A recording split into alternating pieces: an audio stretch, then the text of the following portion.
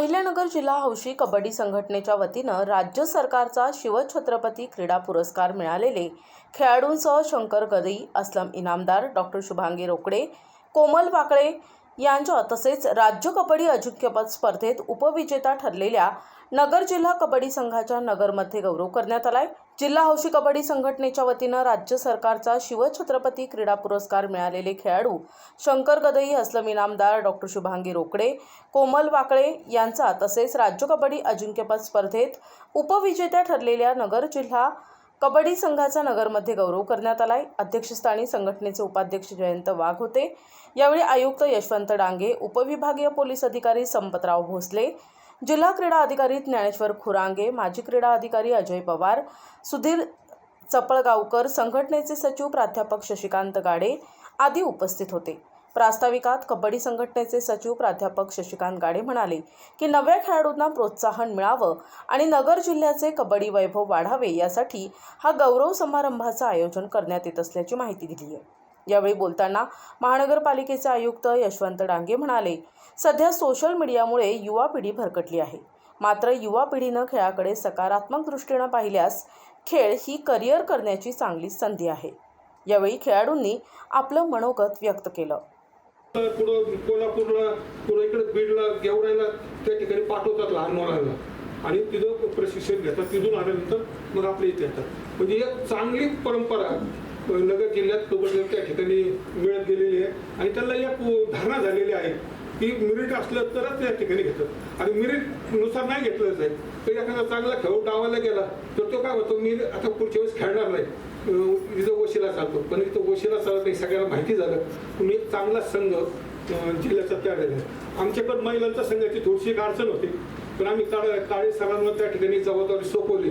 आता महिलांचा सुद्धा चांगला संघ आमच्या नगरच्या आनंद विद्यालयाचा सर 6 महिन्यापूर्वी ते खेळायला सुरुवात केली आणि गटामध्ये त्यांनी मुंबई शहर, मुंबई उपनगर, पुणे या तिन्ही चांगल्या संघाला गटामध्ये त्या ठिकाणी आलो, परंतु खेळाचा अनुभव नव्हता म्हणून जालन्याबरोबर हापला 24चं लीड आपल्या संघावर होतं।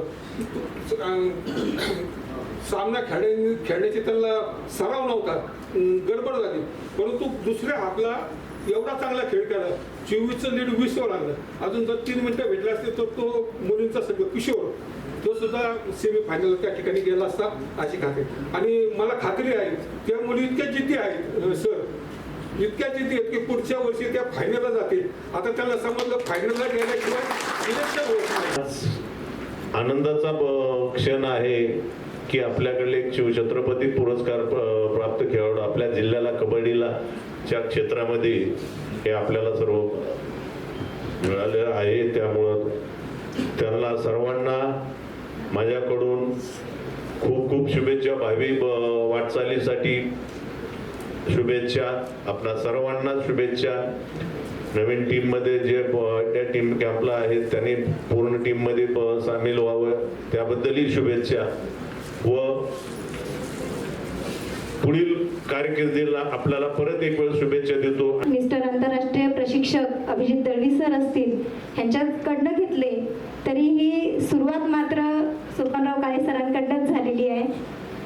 घाडगे पाटील साहेबांनी जो आम्हाला प्रशिक्षण देत असताना ज्या सोयी सुविधा उपलब्ध करून दिल्या त्यामुळे आम्ही खूप सारे खेळाडू घडवू शकलो, गुणवंत खेळाडू मैदानावर येऊ शकले, स्वतःला आजमावू लागले आणि एक न एक 800 पेक्षा प्लस खेळाडू नॅशनल मेडलिस्ट झाले।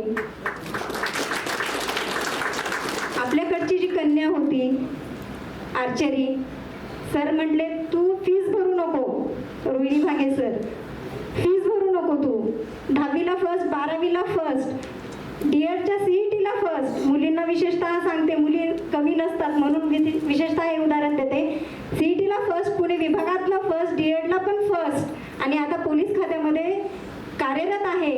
असे बरेचसे खेळाडू आहेत जे की आपल्या माध्यमातून गेलेले आहेत। भाग्यश्री कोलते दूध विकणारे तिचे वडील साधारण खेडेगावातले, परंतु त्या मुलीनं सुद्धा अशी कारकीर्द केली, तिला धनुष्यबाण घेण्यासाठी पैसे नसताना सेकंड हँड धनुष्यबाण घ्यायचा पण तेही 60,000ला होता, मग वडिलांनी कर्ज काढलं आणि ती महाराष्ट्राची पहिली रिकव्हर प्रकारामध्ये पहिली महिला खेळाडू ठरली तिनं आपला ध्वज नगर जिल्ह्याचं नाव इतक्या मोठ्या लेवलला नेलं.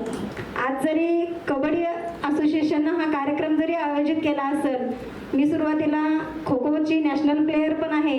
काळे सरांसोबत माझं सौभाग्य खूप मोठं आहे की मी काळे सरांसोबत सुद्धा प्रॅक्टिस केलेली आहे भरपूर वर्ष, की काय असतं कबड्डी, कसा स्टॅमिना लागतो. त्यावेळेस एक वेगळा अनुभव खो खो खेळाडू कुठेही ॲडजस्ट होऊ शकतो.